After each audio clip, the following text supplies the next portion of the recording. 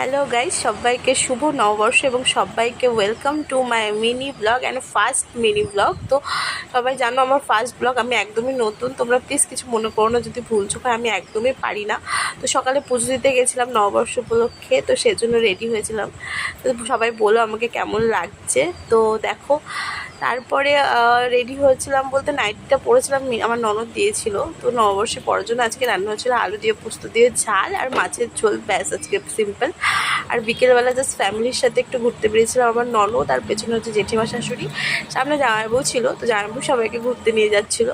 তো এই যে আমার জামাইবাবু দেখতেই পাচ্ছ, ওটা মেলায় গেছিলাম।